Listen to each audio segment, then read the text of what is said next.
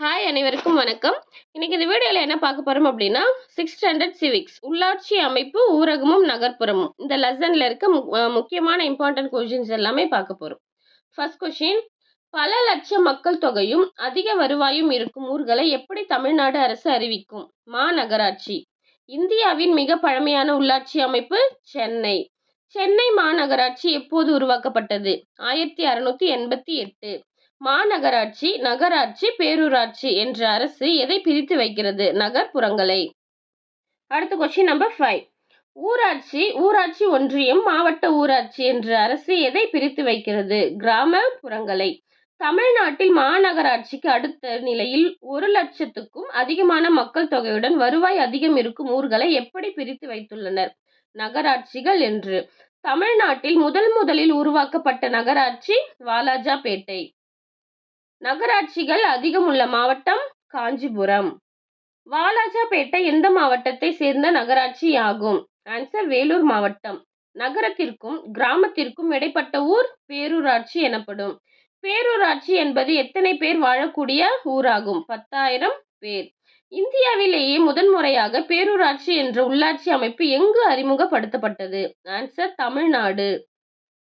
மாநகராட்சிக்கு இந்திய ஆட்சிப்பணி அதிகாரி ஒருவர் யாராக இருப்பர்? ஆன்சர் ஆணையர். பேரூராட்சி நிர்வாக அலுவலர், செயல் அலுவலர். கிராமங்களில் செயல்படும் உள்ளாட்சி அமைப்பு கிராம ஊராட்சி. மக்களுக்கும் அரசுக்கும் இடையே இணைப்பு பாலமாக செயல்படுவது கிராம ஊராட்சி. கிராமங்களில் பிரதிநிதிகள் யாரால் தேர்ந்தெடுக்கப்படுகிறார்கள்? ஆன்சர் மக்களால். மக்கள் தொகைக்கு ஏற்ப பல பகுதிகளாக பிரிக்கப்படுவது கிராமங்கள்.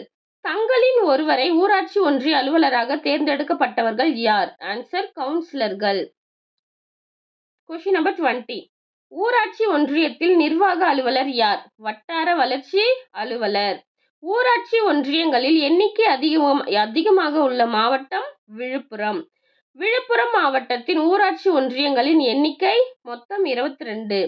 எந்த அடிப்படையில் மாவட்டம் பல பகுதிகளாக பிரிக்கப்படுகிறது? 50,000 மக்கள் தொகை. ஊராட்சி மற்றும் ஊராட்சி ஒன்றியங்களில் வளர்ச்சி திட்டங்களை கண்காணிக்கவும் மேற்பார்வையிடவும் செய்பவர் ஊராட்சி குழு தலைவர். தமிழகத்தின் தேர்தல் ஆணையம் எங்குள்ளது? சென்னை. கிராம சபையில் யார் கலந்து கொள்ளலாம்? 18 வயது நிரம்பியவர்கள். மக்களாட்சி அமைப்பின் ஆணிவேர் கிராம சபை. கிராம சபை கூட்டம் எங்கு நடைபெறும்? சிறிய கிராமங்களில். மாநகராட்சியின் வருவாய் எது? பொழுதுபோக்கு வரி. கிராம ஊராட்சியின் வருவாய் குடிநீர் இணைப்புக்கான கட்டணம். அடுத்த கொஸ்டின் நம்பர் 31. மன்ற கூட்டங்களில் போடப்படும் தீர்மானங்களின்படி மாநகராட்சி பணிகளை தனக்கு கீழ் உள்ள அலுவலர் மற்றும் ஊழியர்களை கொண்டு செயல்படுத்துபவர் யார்? ஆன்சர் ஆணையர். மாநகராட்சி பள்ளிகள், பிறப்பு இறப்பு பதிவு, சந்தைகளுக்கான இடவசதி இவையெல்லாம் யாரின் வேலைகள்? ஆன்சர் மாநகராட்சி. கிராம ஊராட்சியின் விருப்ப பணி நூலகம் அமைத்தல். கிராம ஊராட்சியின் அவசிய பணி குடிநீர் வழங்குதல். பொதுமக்களுக்கு தேவையான பணிகளை அவசிய பணிகள், விருப்ப பணிகள் என்று எந்த அமைப்பு பிரிக்கிறது? உள்ளாட்சி அமைப்புகள். அனைத்து உள்ளாட்சி அமைப்புகளிலும் பெண்கள் பங்கேற்கும் வகையில் எத்தனை சதவீதம் இடஒதுக்கீடு வழங்கப்பட்டுள்ளது? 33%. சிறப்பாக செயல்படும் ஊராட்சி அமைப்புகளுக்கு விருது வழங்குவது மத்திய அரசு. தேசிய பஞ்சாயத்து ராஜ் என்று பெயர் வைத்தவர் மகாத்மா காந்தி. தேசிய பஞ்சாயத்து ராஜ் கொண்டு வரப்பட்ட ஆண்டு 1992 ஏப்ரல் 24. உள்ளாட்சி அமைப்புகளின் அதிகாரங்களை பரவலாக்குவது என்ற நோக்கத்திற்காக ஏற்படுத்தப்பட்ட அமைப்பு தேசிய பஞ்சாயத்து ராஜ் சட்டம். ஜனவரி 26, மே 1, ஆகஸ்ட் 15, அக்டோபர் 2 நாட்களை தவிர அவசர காலங்களில் கூடும் கிராம சபையின் பெயர் என்ன? சிறப்பு கிராம சபை கூட்டம். கிராம சபை கூட்டத்தில் நடப்பது மக்களின் குறைகளையும் தேவைகளையும் நேரடியாக சொல்லுதல். அடுத்த கொஸ்டின் நம்பர் 43. மாவட்ட ஆட்சித்தலைவர், வட்டார வளர்ச்சி அலுவலர், ஆசிரியர் போன்றோரும் எந்த மக்களாட்சி அமைப்பில் கலந்து கொள்ளலாம்? கிராம சபை கூட்டம். உள்ளாட்சி தேர்தலை நடத்துவது மாநில தேர்தல் ஆணையம். உள்ளாட்சி தேர்தல் எத்தனை ஆண்டுகளுக்கு ஒரு முறை நடைபெறுகிறது? 5 ஆண்டுகள். உள்ளாட்சி பிரதிநிதிகள் பதவிக்காலம் எத்தனை ஆண்டுகள்? 5 ஆண்டுகள். 2016ஆம் ஆண்டு தமிழக அரசு பெண்களுக்கு உள்ளாட்சியில் எத்தனை சதவீதம் இடஒதுக்கீடு வழங்க சட்ட திருத்தம் கொண்டுள்ளது? 50%. 2011இல் நடைபெற்ற உள்ளாட்சி தேர்தலில் பெண்கள் எத்தனை சதவீதம் இடங்களில் வெற்றி பெற்றனர்?